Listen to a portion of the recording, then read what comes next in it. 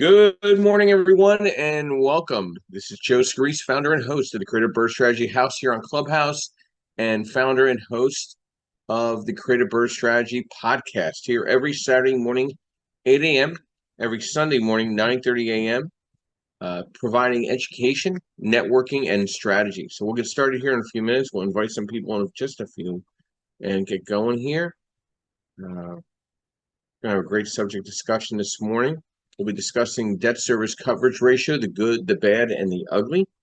So if anybody has obviously any questions, we'll post them in the chat. Get started here in just a few minutes as I get inviting some people in here. My thumb needs to work a little quicker with the phone, but hey, what are you going to do? But rainy morning here in the Philadelphia market. A little downpour, thunders, and lightning, but it's looking to clear up a little bit. So hopefully we'll get some sunshine. And we'll get going here. Just a few. We had a great conversation yesterday with our moderators. Very intense discussion in strategy. So we'll hopefully be able to fulfill that same relevance today. Very interesting market we're having this past several weeks, with a presidential debate, which kind of put the market into a little frenzy in a good way. Rates are still staying elevated above 7%. I just don't see rates making any drastic moves in the favor of home buying anytime soon. But in regards to the investor space, that's where we're going to really kind of hone in and sharpen our tool shed here this morning on debt service coverage ratio. And debt service coverage ratio, the irony is, and I try to best explain this when I teach the CE course, but first, let me go into our sponsorships and our sponsors and recognize them as always. I want to thank Perkatech, Mr. Yardell Perkins, our social media strategist, our support staff and business partner in the podcast, the Creative Bird Strategy podcast.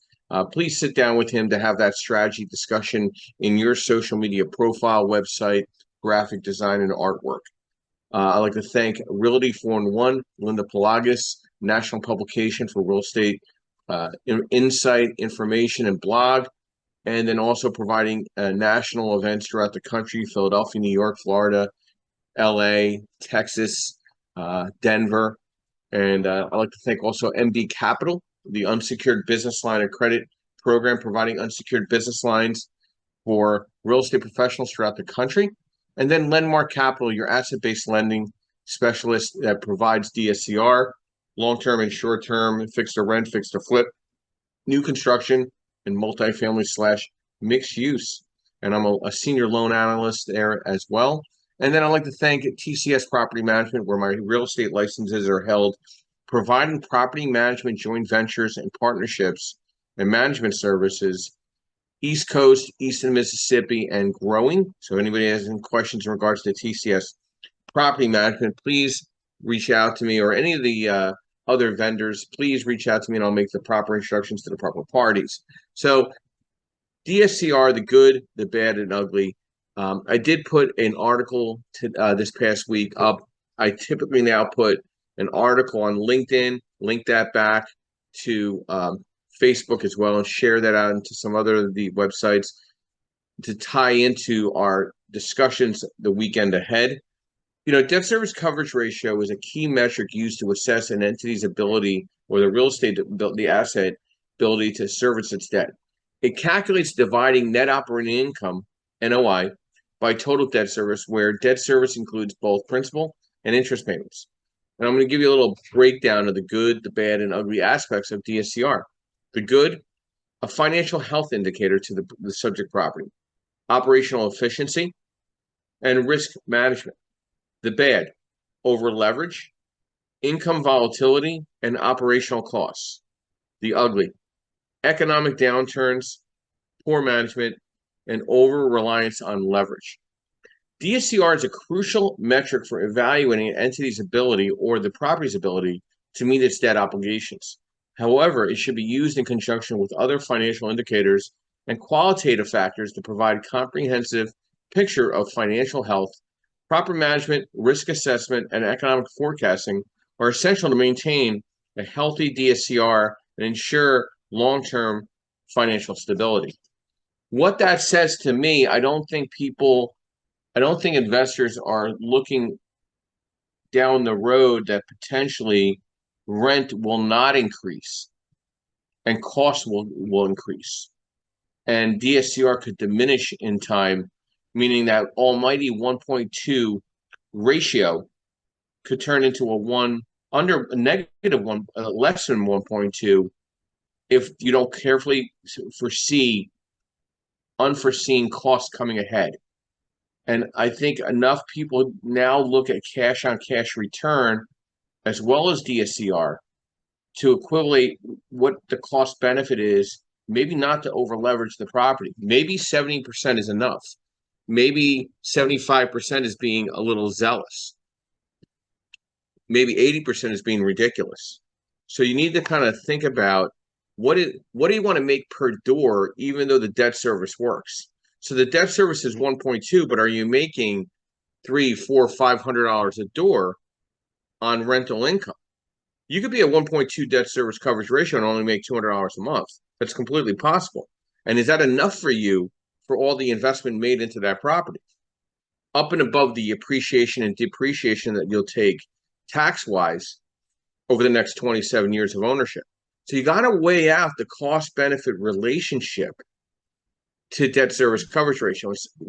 Success in real estate investments depend on choosing the right financial approach. And debt service coverage ratio loans are the key option, especially for single family through 25 units under 3 million. They're basing a lot of their numbers on the DSCR ratio. And most direct private lenders, that's what we specialize in. We offer and guide to help investors use those financial tools effectively. DSCR equals monthly rent divided by PITIA, principal, insurance, taxes, principal, interest, taxes, insurance, and association fees, whether it's a townhome or a condo. Why do investors prefer DSCR loans? Why? You don't need tax returns. You don't need pay stubs. You don't need W-2s. You don't need 1099s. It's a full asset-based loan. We look at the lender looks at bank statements, your credit score, the DSCR of the property, what have you put into the property in renovations, an appraisal, justify the renovations to the appraisal, acquisition time. Now, most DSCR lenders are looking anywhere from, it's the best way to explain it. There's a 3-month seasoning product. There's also a 6-month seasoning product. You could start the refinance at 2 months or 5 months. Are the rates better on the 5-month program than the 2-month program? Yes, somewhere between 3/4 of a point to a point. But does the rate really matter if the debt service works? Or do you need your money sooner than later? Or do you need it out of the hard money or bridge loan that you've set up with either the lender that you're doing the DSCR loan with, or is it a private loan through a private investor of yours? And is the clock ticking? Is there another opportunity that presents itself? There's a lot of advantages to the DSCR loans. The lender does not get caught up in your personal debt to income. They look at the credit score. I know a lot of people that have a high DTI, but their credit score is 760. So I just look at the 760 credit score as a lender in the direct private lending space for DSCR. I don't look at the DTI of their individual personal income to debt. I look at the DTI of the subject property. So you need to prepare your own DSCR worksheet to make sure or assure those numbers work before whoever you discuss DSCR for the good, the bad, and ugly discussion in your subject property or your client's subject property. Good morning, Amy. Welcome. Brief overview, who you are, what you do, and thoughts to the discussion this morning. DSCR, the good, the bad, the ugly. Good morning. Thank you so much for having this room. I am Amy Polvito. I am a founder and CEO of a real estate technology company called Dispatch. I'm also the chairwoman of the U.S. PropTech Council, which PropTech is real estate technology. We have over 800 members in council, and we just started the council earlier this year, like late January. So we're growing super fast. And the council is for anybody in real estate, any prop tech company, anybody investing or wanting to invest into real estate or real estate technology. That's what the council is for. But I have been a very long time real estate investor since 2008 is when I started real estate investing. And I used tons of DSCR loan, even through my latest when I was managing a fund and buying thousands of units of multifamily across the United States. So, about the good, bad, and ugly DSCR loans is as an operator, you need to understand that while, yes, you may qualify for that DSCR loan and they might be only asking you for 1.2 or 1.3, depending on the age of the asset that you're buying. What is not counted in a DSCR loan are your things be withdrawing from your cash in order to maintain that property. So your CapEx reserves, your operating reserves, things that you are going to need to maintain that asset. So my advice to you is the older the asset is, even though the lender is not asking you to raise the DSCR, you should anyway before you buy it. So if it's a 60s or 70s or 80s product, it should not pencil for you if the DSCR is 0.5. Because you are going to have expenses that are going to show up and rear their ugly head that you will not be able to pay for. And therefore, you might violate the terms of your loan because you did not maintain the property. And so you cannot expect that the property will maintain itself at just the rent that's coming in. And so the caveat of that is if you walk in with plenty of cash and cash reserves anyway, then you don't need to worry about this. But a lot of investors don't have that ability, right? So you want the property to kind of maintain for itself. And you want to always have to be, reserving cash over reserve cash if maintain it. So if everybody understands that, but that's my half a nickel on that. Or a dime. Never know. It all depends. Yeah. Well, it's Amy. You brought up a good thing, a subject, but I want to segue real quick. How's the Prop Tech Council going?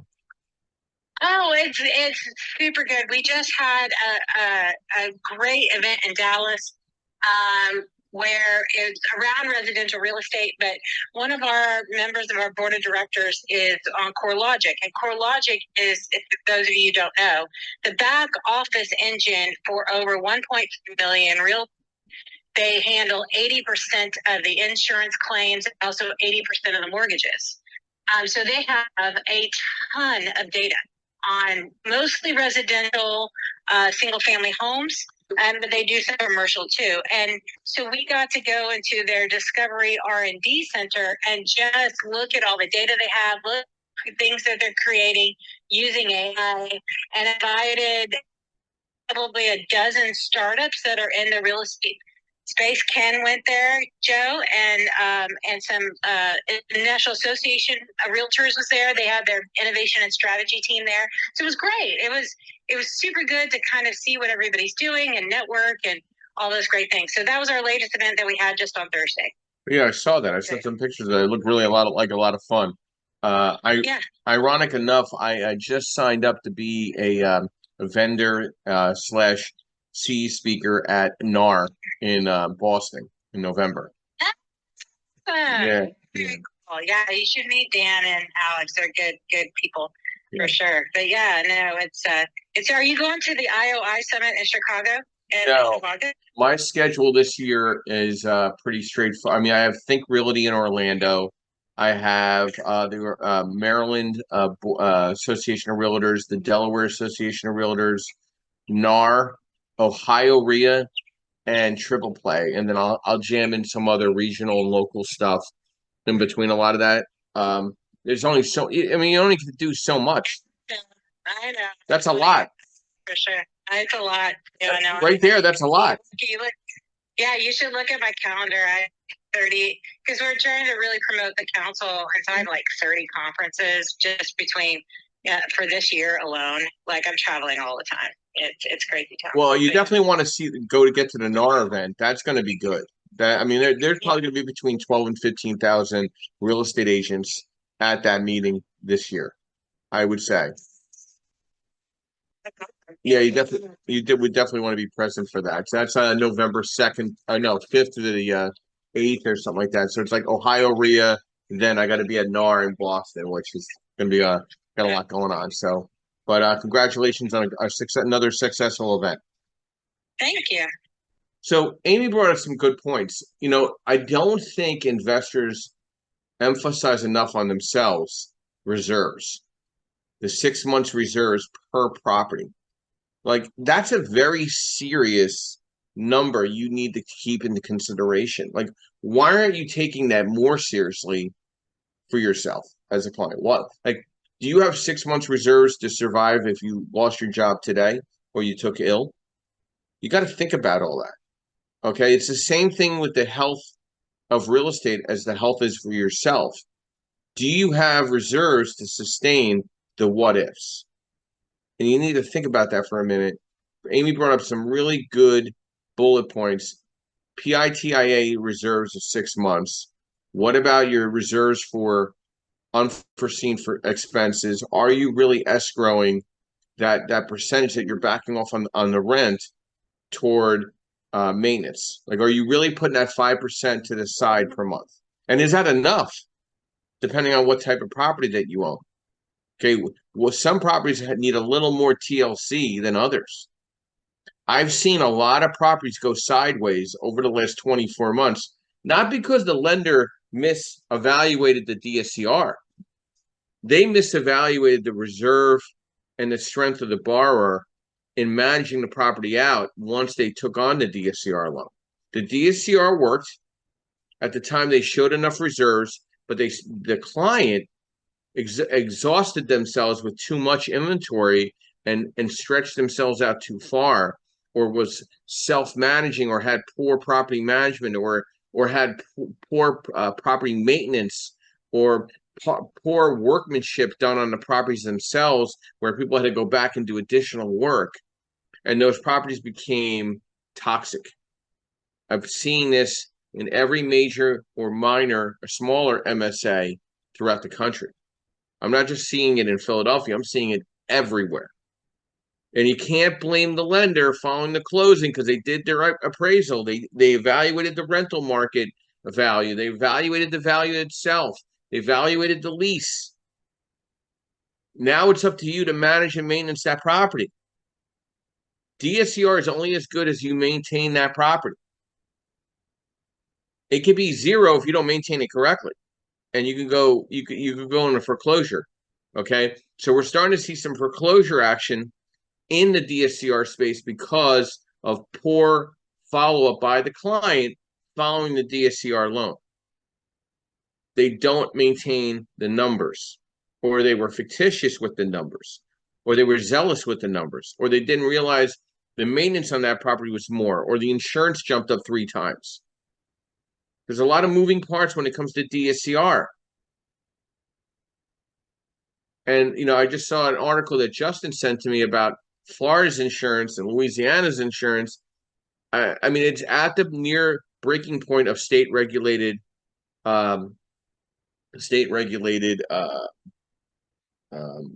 insurance mandates in some of these states. It's that bad.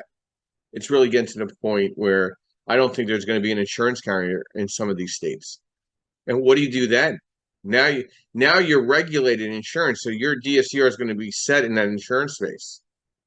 So let's talk about some hot real estate markets briefly, and then we'll keep moving on to our moderators. So this is some reports that I got as of June 1. So this is based on choosing like maybe hot markets based on value appreciation, anticipated change in home value appreciation, new jobs per new housing units permitted, estimated of net new numbers of households that own their own home, and the speed at which homes are sold. Number 1, Buffalo, New York. Number 2, Cincinnati, Ohio. Number 3, Columbus, Ohio. Number 4, Indianapolis, Indiana. And number 5, Providence, Rhode Island. Now, happy to say I've been to all 5 of these markets. I do see the better barrier of entry in that Buffalo corridor. I like Rochester, I like Buffalo a lot. I like Ithaca. I like North Syracuse. Binghamton, that would be my bottom 5 out of those New York City corridors. Cincinnati and Ohio, very hot markets, a lot of out-of-state landlording. There's a lot of property management presence there. I think the numbers are really good, but I think it's getting very frothy. So you got the out-of-state landlords and the in-state landlords going right at it for the same property. So that's getting a little more competitive. I'm seeing Akron or Dayton, Ohio, maybe some better opportunities there based on a barrier of entry.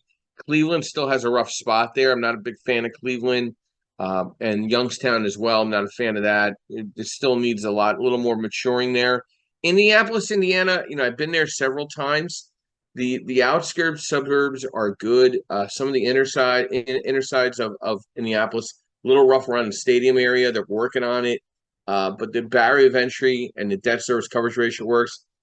Providence, Rhode Island, that surrounding area there, you got Amtrak, you got all the corridors up there. I'm more of a fan of New Hampshire and Maine because the migration rental reports justify Maine and New Hampshire. I'm doing a couple projects in Maine right now. Just got to be cautious of the rural settings up there. You got to stay within the city propers because the minute you go out 10 miles, you're in USDA and rural, and DSCR lenders or asset-based lenders are not a big fan of that. But I do like these numbers here in all these markets or the surrounding areas. Justin, good morning and welcome. Brief overview, who you are, what you do, and thoughts to our discussion this morning. DSCR, the good, the bad, and the ugly. Good morning, Joe. Good morning, everybody. Justin Jefferson. I'm in the Louisiana market currently. I'm transitioning over to Dallas and to do some things and do what I've been doing. Hopefully, definitely on a better scale, bigger scale. Debt service is something that we've talked about a bunch of times in this room.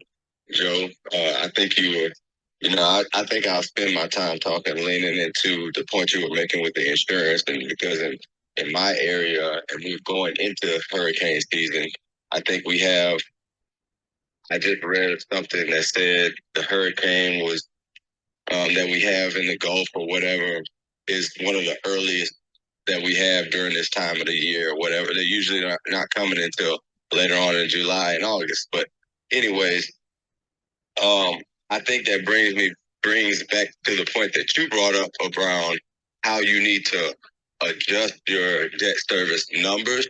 If you're investing in the Gulf, or if you're investing in Florida, Louisiana, and even Houston and stuff, and further south of that, because the insurance companies are definitely going up. There will be a need for some insurance companies are going to pull out, but I think the legislature is trying to press them not to pull out, and I think they're going to be going back and forth with each other for a little while, and they should be coming to a conclusion as to how they're going to get some assistance from the government to kind of keep to bridge that gap that people can't really afford. Of course, we're already having some levels of affordability for the majority of people in the country, but I do also believe that when you staying ahead of everything is part of investing, right? And making sure you're within the metrics that you set for yourself within cash flow and the systems you put in place, so that your property, first of all, it should always be ready to qualify for a debt service loan because it should be running correctly. But this is an ongoing thing in maintaining your investment. I believe in keeping it prepared for that, and I'll dive back into the unforeseen things like the insurance policy. A year and a half ago, for sure, and 2 years beyond, we were talking about how hot Florida was, and you could do anything in Florida, and this, that, and the third. However, people with close margins are going to find themselves being pushed out by legislature and increase in insurance rates. And so when you do that, where are you positioned, right? How are you? Is the 6 months reserves enough, or did you calculate that into your level of risk, right? Because I think that's a whole different type of underwriting. If you speak, so if I'm investing in a place like New Orleans, I need to underwrite a double or triple in my insurance. But there's a possibility that my insurance would double or triple, right? And if I look back 10 years, I can see that in history. And so I think that it's a bit of a deep dive, but I believe it's necessary with a certain class of asset in a certain area. And I think it all goes into evaluating your risk, and of course, when the numbers hit the paper, this is all going to add up to your debt service and determine how you're able to move, whether you're able to move, and whether you're able to sell it. So those are my thoughts, Joe. Thank you, Justin. You know, this is another thing. What came to mind when you were saying, Justin, I think a lot of clients don't realize the reason why DSCR loans are existing. Like they don't really understand how it all kind of comes together checklist wise. Why would I lend you full LTV or loan to value on a property that you don't have occupied yet if I'm basing everything on the physical DSCR of the property today? So I send an appraiser out there and it's not rented yet. So I take 5 to 10% off the LTV because it's not rented. I'm not looking at your tax returns. I don't care about your pay stubs. I don't care about your low DTI. I care about the physical asset, the income and expense of the asset. So if it's not rented, I can't give you all the money in the world. But does it make sense to really leverage the LTV right now if you're so hyper focused with rate? You know, like I have a rate, my base rate is around is at 7%. I get calls all the time. Hey, can I get 80% loan to value with a DSCR around 1.1 and get that 7% rate? Sure, you could pay 3 points for it or 2 points for it. Like, why would I give you the lowest rate for the highest leverage? Like, the common sense of DSCR has gone out the window already. You know, common sense for regular lending went out the window 10 years ago, but I don't people realize the logic behind what a DSCR loan really is, right? It's based on loan to value, it's based on DSCR, it's based on your credit score, and it's based on your cash reserves or liquid reserves, whether it's a line of credit. Now, again, to the advantage of DSCR, where a regulated bank does not get involved with, DSCR lenders, direct private lenders, at least for that matter, as far as I am aware of, is they recognize up to 70% of the cash out toward reserves. So if you're doing a cash out of 30 grand, 70% of that can go toward your reserves of PITIA. But that doesn't mean you spend all 30 grand and go to the next deal. You better leave that 6 months reserves for that property so you don't get over leveraged. Oh, no, I got nothing to worry about. Yes, you do have to worry about it. I think people, they want the almighty shiny rate, but they want the max leverage and all the money out and no money left in the property. Eventually that well can go dry. You need to stay liquid. You need to stay fluid in what you're doing and growing. Like I work with some very active clients. They'll take a couple of weeks off before making more offers to allow some of the refinances catch up with a lot of the burrs. Like they're buying properties for rehab. They're also refinancing properties. So they're balancing. They want to make sure that there's balance. So taking 2 weeks off, you're not going to miss that many opportunities, or 3 weeks off, getting caught up with all your contractors and get all that balanced out, get leases signed, get deposits, get everything into their softwares, and then ready to rock and roll for the next wave of properties. So you need to be cautious as you grow. There's nothing wrong with owning 20 properties. I want everybody in this room to accomplish that. I want everybody to have 50 properties for that matter. But you eat an elephant one bite at a time. And if you don't have the proper reserve base per property and leave liquidity available, and you maximize every LTV and then you're at every premium rate, eventually the dominoes will fall against you. The almighty LTV in DSCR that really makes the difference in rate today is 70%. Is 75% and 80% available? Yes. But is 70% the safe place to be on DSCR, on leverage, and on reserve base? Yes. I'm going to tell you that for a fact. 75% you may be a little bit, but 80% you're all exposed. It's all wide open. Anything can potentially happen to that property or you. So you really need to think this through to be very cautious if you're planning on owning multiple properties and being at max leverage on every one of the properties. So what, the DSCR is 1.2 or better. Now, again, can most DSCR lenders that are direct private lenders go down to 1.0? Yeah, they could even go down to 0.80, but why would you want to do that or even brag that you can get that done? All that's telling me is that you're not evaluating the present market at hand. Oh, nothing will happen to me. Things could happen. Believe me, things could happen. I would rather be cash neutral at a refinance and make $300 more a month instead of making 200. I make 400, 500 a month, and look at the future aspect of that cash flow, that money going into my pocket. Because if I make 500 a month per door and I have 10 doors, that's $5,000 a month in my pocket every month, good, bad, or ugly, and I'm not over leveraged. You accomplish success in smaller portions in the single family through 4-family space. Now, again, if you want to go to the multifamily, like I just presented a 6-unit to someone to take a look at, to consider, hey, instead of buying 1 unit, now you're buying 6 all at the same time. It's a game changer. Does that change your dynamics of cash flow overnight?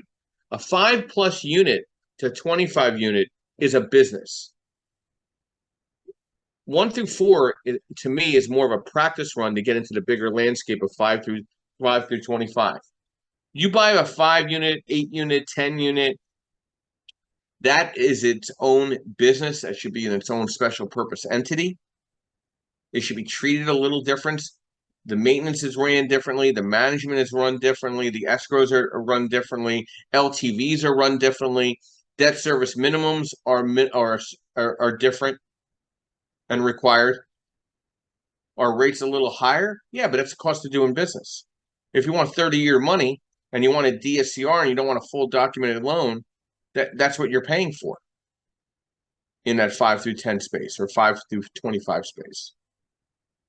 Yo, Go ahead, Justin. yeah, I wanted to throw this in. You said you mentioned that it's unlikely.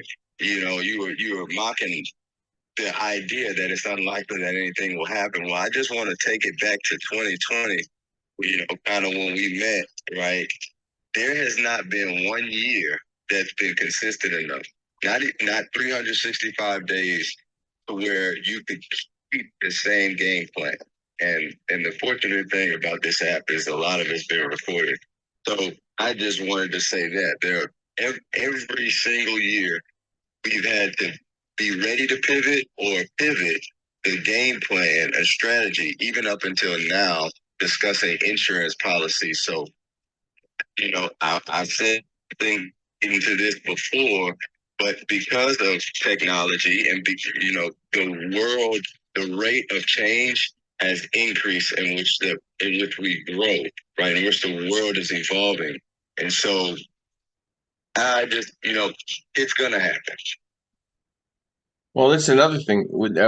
I know that all this has been recorded, so there is so much volatility and concern I have with the influx of new rentals coming to the market, class A and B, and not enough C.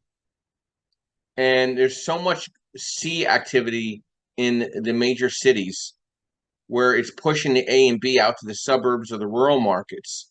And then you have these commercial conversions and you have these malls bringing thousands and thousands of units to the front line over the next 24 to 36 months. What happens to DSCR and what happens to values if there's not enough home ownership buying and strictly landlord buying, and there's a flooding of rentals into the market where the tenant has options and your potential rent can actually decrease, or you're going to have to renegotiate your leases with these tenants to keep them retained so they don't go to a better option where they're giving bells and whistles, where they're given free coffee every morning, or a gym, or a gym membership, or whatever the bells and whistles a lot of these other institutional investors are extending to their tenants to retain them. They want to get them comfy. They want to fatten them up. They want to make them lazy where they never want to buy a home themselves. They want to be coddled and catered. So can the individual landlord with the 1 unit through 4 unit or the 5 unit through 25 unit offer those amenities to maintain debt service and value and appreciation all at the same time? I'd be very, very concerned. I am concerned.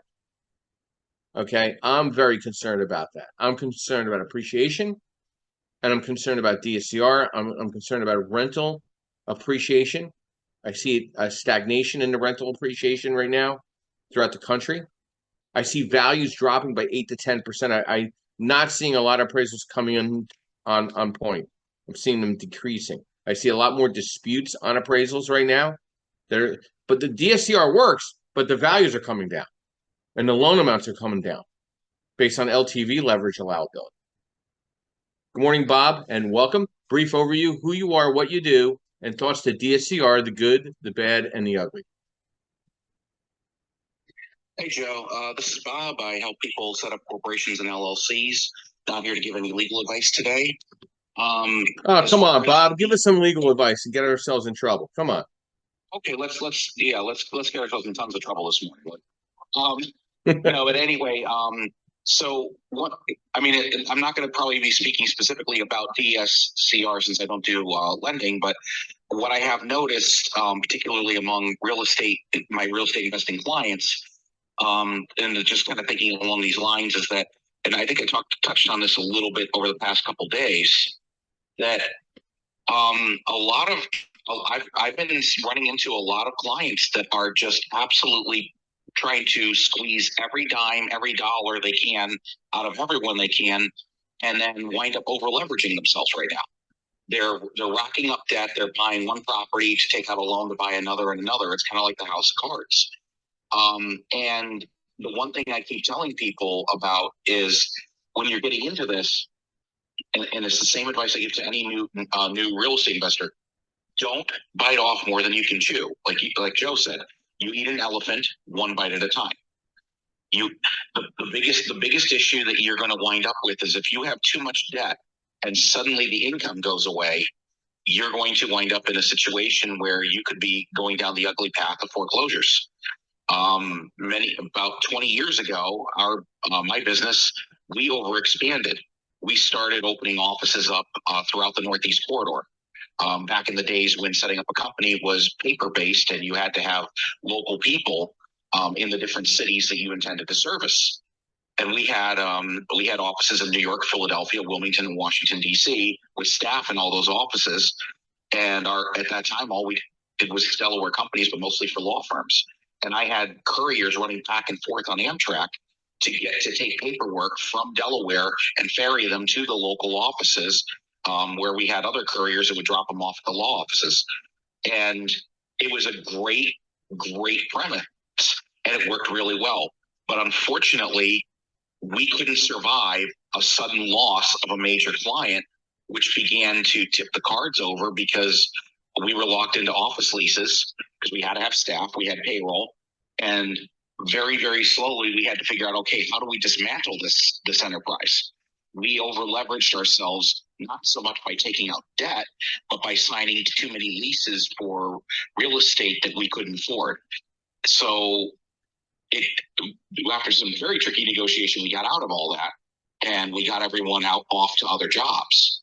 We didn't believe in laying people off. We actually held on to people until we could get them to work for other companies. We were lucky we were able to do that, but it came at great personal cost to my business partner.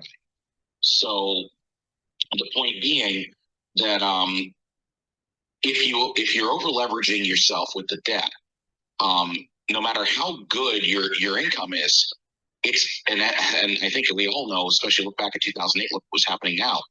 It's only going to take a few customers deciding to either delay payment or not pay, or some other unexpected expense coming up, and here goes the house of cards. I see it over and over again, and I've lived through it myself. So sharing a little personal experience of what it can mean when you over leverage. So yeah, it's like I said, it's all good and rosy until the bill comes due. I don't really have any thoughts specifically on DSCR other than just, be careful how much debt you put yourself into. And with that, Joe, I'm going to just yield the mic back. So what do we actually ask for a DSCR loan from an LLC formation, Bob? Why don't we go into that detail briefly?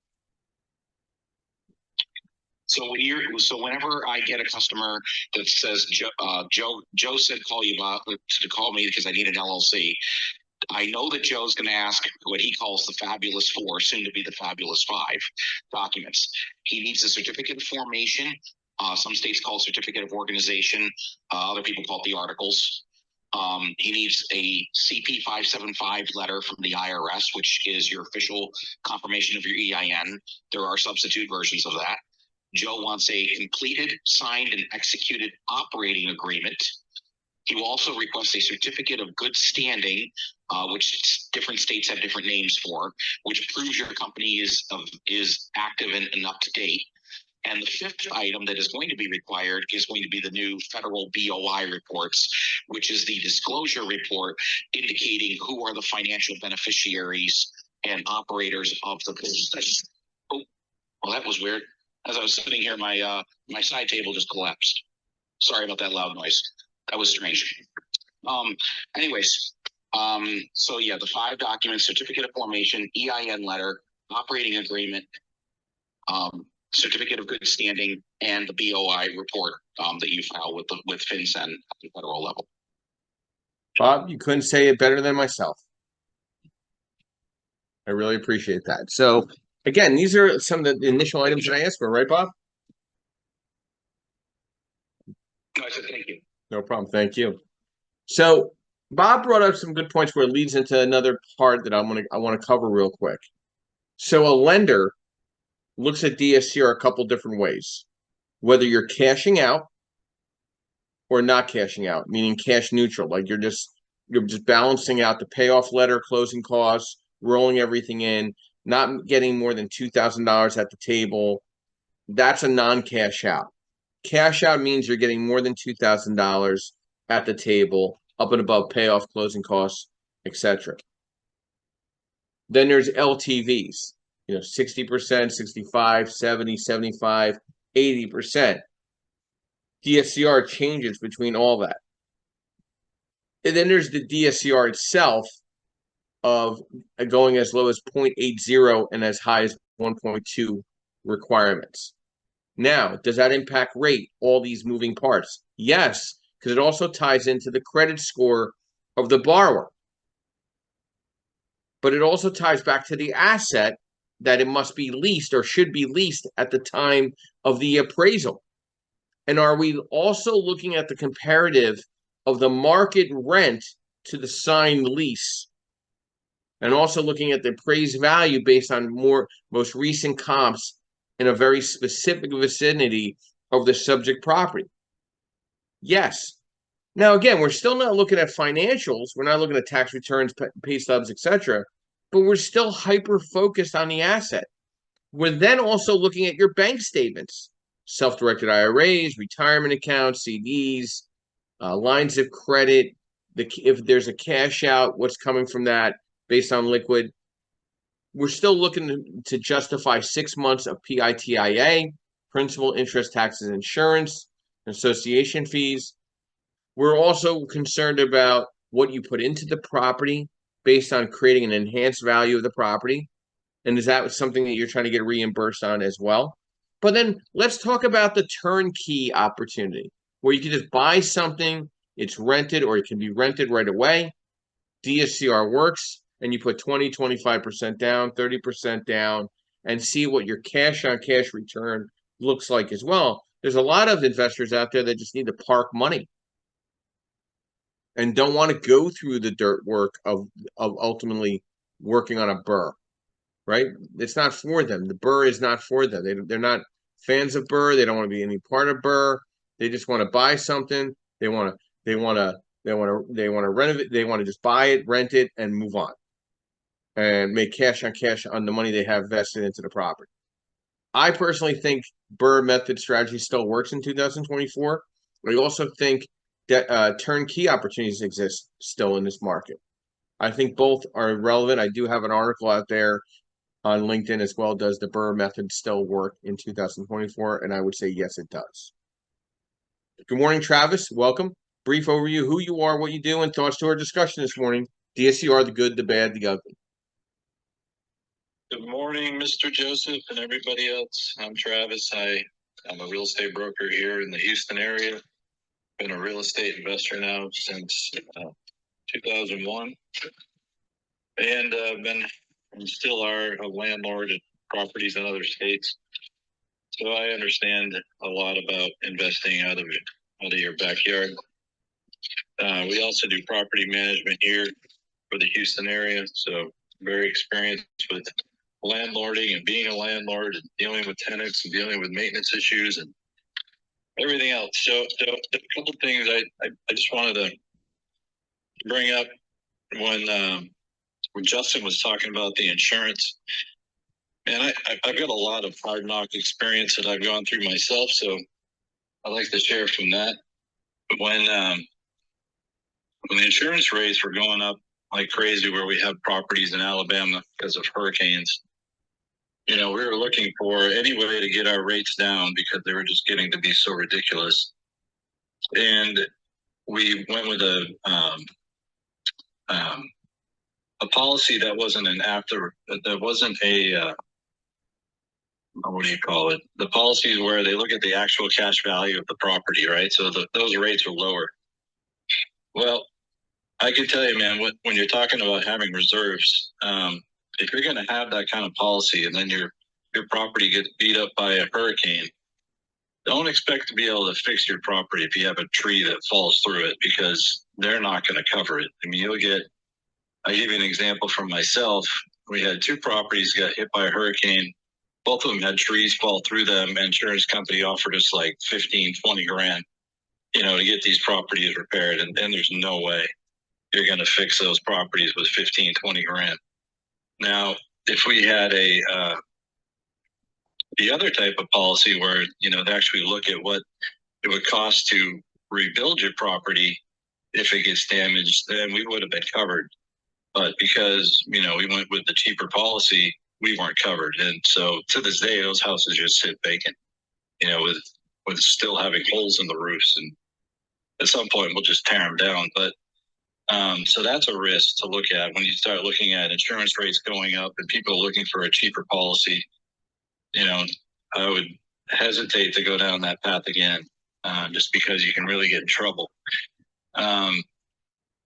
So the other thing is, when I was thinking about what you're talking about, Joe, with having to have 6 months of reserves, I'm thinking back on, have I ever had a property that sat vacant for 6 months, because of, I don't know, we couldn't rent it out or anything like that. And so I had to really think about it. And the times that we've had properties where they're not producing income was only like what I just said about having hurricane damage, or where a tenant had declared bankruptcy. So here in Texas, when a tenant declares bankruptcy, you can't get them out. Like, I've tried and I've talked to so many attorneys, like, how can I get these people out of my property? They're not paying their rent. And basically you can't evict them. You can't collect anything from them until their bankruptcy is is complete, and that can last, 4 months, 6 months. So I can see where you need the reserves if that happens, but after having hundreds and hundreds, maybe thousands of tenants, that's only happened 4 times. So it can happen, and storms can happen, but other than that, I don't know why you would need 6 months of reserves for your property, but maybe you can share some more light on that. So, Travis, do you treat, first, my question to you, do you treat your out-of-state properties any differently with reserves than your in-state?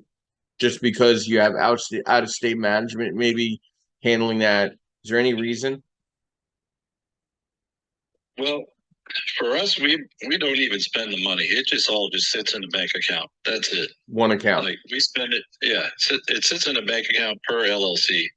So when we need the money, it's there. We don't distribute it to each other. It just sits there. A little bit different. So the irony is 2008 changed a lot of requirements based on the new banking regulations, and some of that has bled over into guidelines for the DSCR. So you got to remember, a lot of people that were in the banking industry, the regulated banking industry, came into the asset-based lending space, and where they created guidelines, which is what we go by. We don't go by regs, we go by guidelines. And for whatever reason, one of the items, even though we don't collect returns, pay stubs, W-2s, or 1099s, we require the 6-month reserve because of what happened back in 2008. So I don't know if you want to have a flashback of how you felt in October of 2008, Travis, but it was pretty ugly where nobody had any reserves. They were like paper macheing bank statements together, making shit up as they went. And people got themselves in a lot of trouble. You know what I mean? Yeah. I mean, I saw people that went down and never came back. They lost 20 properties. Yeah, I was managing property. I can think of a couple different landlords or clients I had that I was managing property for. And I remember him telling me, this guy was out of California. He's like, I don't care if it's negative cash flowing a couple $100 a month. I'm thinking, dude, that's insane. Like, why would you buy a property that doesn't make any money? And he was one of the first ones to go down when 2008 came. He was way over leveraged, and I tried like heck to try to save some of his properties. I think out of the 12 he had that I was managing, I was able to save 2, but the rest were gone. So yeah, I can understand that, Joe. Well, I think the way that the guidelines and regs look at 6 months, 3 months, the worst case, something should stay empty, right? For turnover, tenant screening, and then occupancy, right? The other 3 months of those reserves, to me, sounds like more of a, hey, we got to put some paint TLC back into the unit to turn the unit over. Like, I know you weren't on the call yesterday, but Joe Martella, it's very painful for an investor to turn over a unit. They rather keep their tenant in there as long as they can, because the turnover is the painful part. To get it caught up, get a punch list together, get the punch list addressed, go through the tenant screening, identify the right tenant, get them in. I mean, that takes 2 to 3 months. I'm just shocked where people think, hey, I'm going to buy and renovate this property, and I'm going to be calling you in 4 months. The average renovation, the average renovation to hold in the country, the industry standard, it hasn't changed at all, is 7 months. So if you get it done in 4 to 5 months, that is great. That means you didn't take on a heavier renovation, and you were able to stabilize the property and get it rented. Brilliant. Prove the industry standard wrong. I want you to. I think people don't really understand DSCR enough, where the better DSCR investors are keeping their renovation costs below 50% of the purchase price. Meaning if they're buying something for $100,000, they're keeping renovations at $50,000 or below. Because when it comes time to refinance, they're able to not have to take out as much, and they're able to debt service coverage ratio more, accomplish a better rate, accomplish a better cash flow. That's the good part. The bad and the ugly is when you take on a more aggressive renovation. Time kills profitability and deals and relationships. And a GC could be the make or break of one of those renovations when it's over 50% of the renovation costs. You know, right now, when I see a heavier rehab, I'm looking at, I order an appraisal. I also order a feasibility study to make sure you can complete that project based on the renovation numbers they're coming up with. I want to make sure that GC and the numbers you're coming up with, the general scope of work, makes sense to get to the starting line, which is where the DSCR starts. Not the finish line. That's the starting line as well. Right? You could be at the finish line before and not get a project completed. I get clients sending me, hey, what do you think about this deal? There's 2x4s, it's electric run, ceilings are gutted. It's, you know, and it's a stalled project that they're buying because somebody else did not do a feasibility study on that renovation for that client up and above the appraisal. And things went sideways. And that's the ugly and the bad. Because you don't even get to the DSCR stage to talk about the good. Good morning, Linda. Welcome. Brief overview, who you are, what you do, and thoughts to the discussion this morning. DSCR, the good, the bad, and the ugly.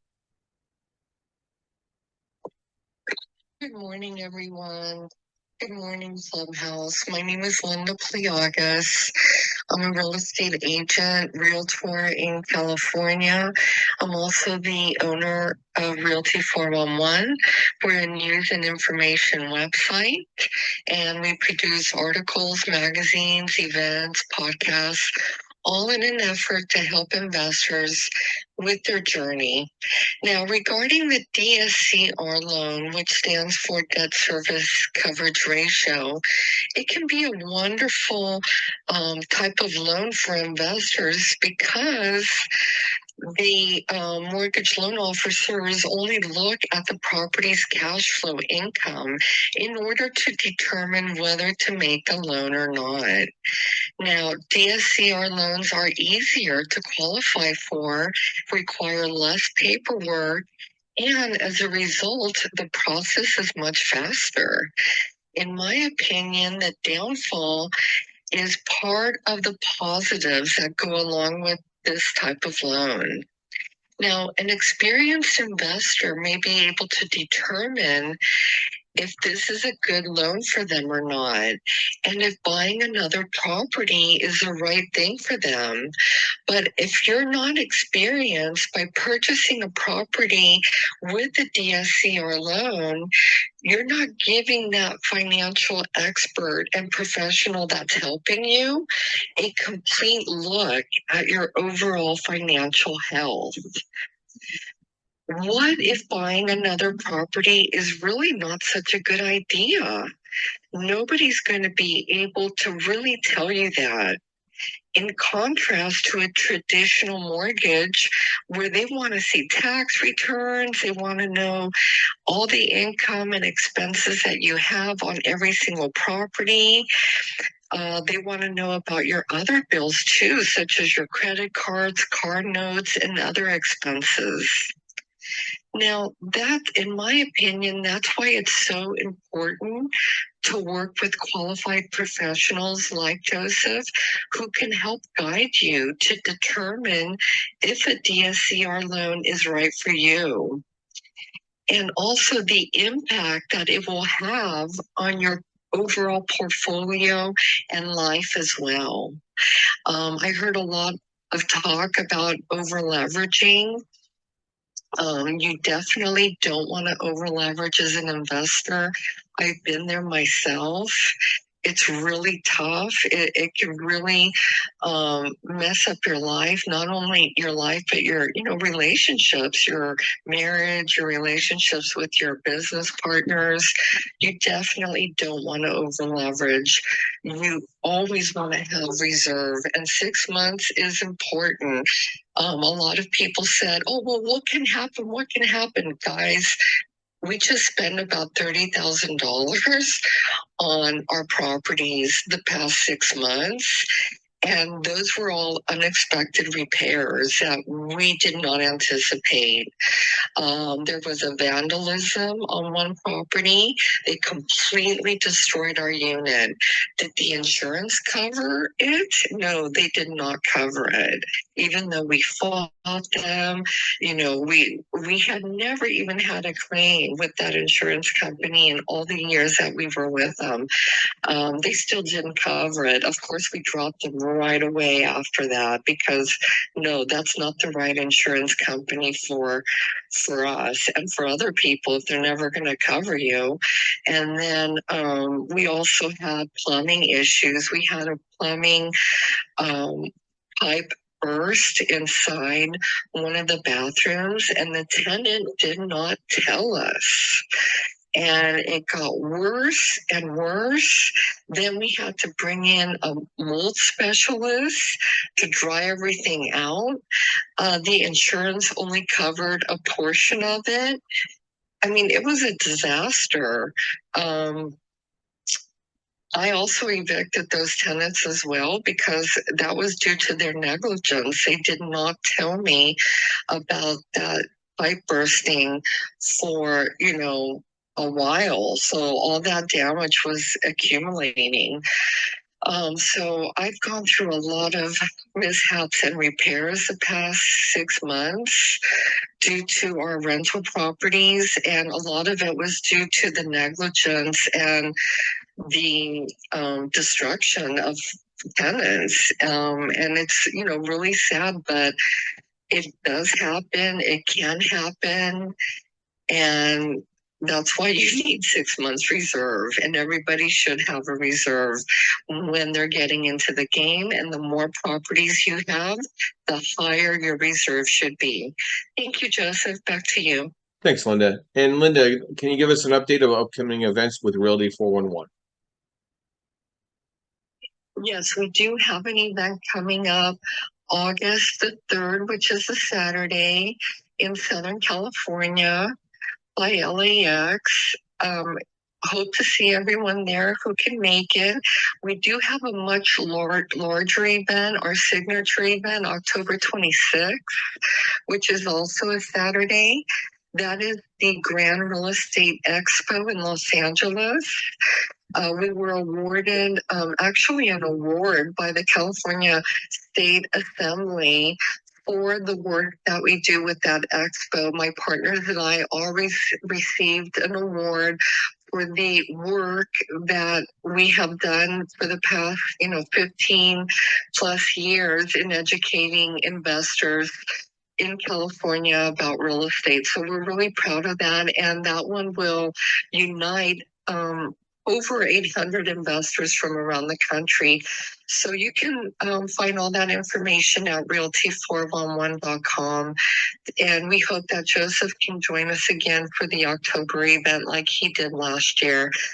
So thank you, everyone. Thank you, Joseph, for a great platform. Back to you. Thank you, Linda. So to cap this off is you need some tools here. Okay, you need the debt service coverage ratio worksheet. You need the cash flow worksheet. You need to understand cash on cash return. You need to understand how to properly buy a property if it's in need of renovation or BRRRR. That's the Mayo worksheet, maximum allowable offer. You also need, if you have a portfolio of real estate and you need somebody to underwrite the portfolio to make sure your numbers make sense, we offer a data tape where you can put all your properties on, where we can underwrite them all together at the same time. And then finally, we offer a construction budget checklist. So if you're doing a renovation, you could document everything in a general construction scope of work, and then figure out how to set it up as a draw schedule with your contractor. We offer these worksheets complimentary. All you have to do is email me your information, your full name, email, phone number. I will send you all the information on that. I'll also send you information on unsecured business lines of credit. I'll also send you information on asset-based lending. If you need any introductions to Bob, Linda, Travis, Amy, Justin, please, by all means, I can make those email introductions. That's easy to do that. We're the only room on Clubhouse that has our own website and celebrating now close to our 50th episode on the Creative Bird Strategies podcast, which is creativebirdstrategies.com. You can download all of our past discussions, which are all played also on replay here on Clubhouse.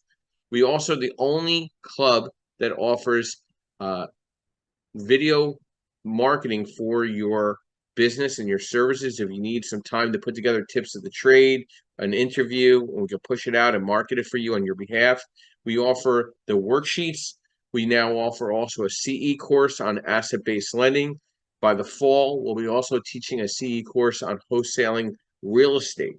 That's coming out next for licensed real estate agents. I'm working on that now, getting the NAR approval and the state approvals for that as well.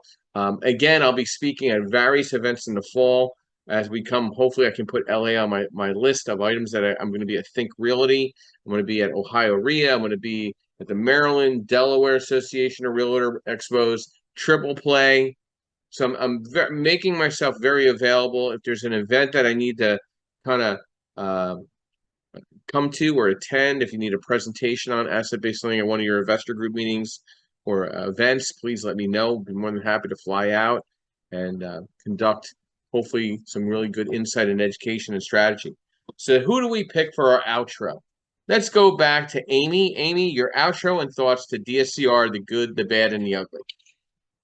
Hey, thanks, Joe. This has been such a good room. I did want to, my outro is, I am Amy Palvido. I am the founder and CEO of Facilimax and also the chair of the U.S. PropTech Council, a long-time real estate investor for 21 years. So I would say, technology-wise, there's ways to mitigate risk on your properties. Facilimax has a kit that will reduce the major calamities on. We have the ability through technology devices to stop leaks of water, stop kitchen fires, tell you if your tenants are smoking inside the apartment or violate ordinance. Exists today that to mitigate some of this risk for you. So I do want to let you know that that does exist. And if you want to reach out to me, it'd be great. I hate to hear any investor go through all the painful things that Linda and I and Joe, because we have longtime real estate investors, have gone through because we didn't have the tech that exists today. So if you have this technology, I would take full advantage of it. And that's my outro. And thanks for having me, Joe. Thanks, Amy. I appreciate that. I want to thank our moderators today. They've all gave their own personal insight. None of this is scripted. This is all very unscripted discussions every Saturday morning, 8 a.m., every Sunday, 9:30 a.m. Eastern Standard Time. And again, you can find us at creativebirdstrategies.com. I want to thank our sponsors today, of course, Realty 411 with Linda Pelagas, Yordell Perkins with Perkatech. I want to thank MB Capital, your unsecured business lines of credit referral program. And I want to thank as well as Lendmark, your asset-based lender nationwide in all 450 states. And then also, if anybody has any questions on TCS property management and services or creating a joint venture or some type of partnership with them in regards to property management services throughout the country, please let me know. I'm now a referral partner for them, and I just recently moved my real estate license over to them as well. And again, if anybody needs a CE course for their investor group meeting or their association to give CE on asset-based lending to licensed realtors, please reach out to me and we'll get that arranged right away. And my quote this morning, the best revenge is to improve yourself. Have a fantastic week. We'll see you next week, and we'll be ending the room in the next 30 seconds. And thank you.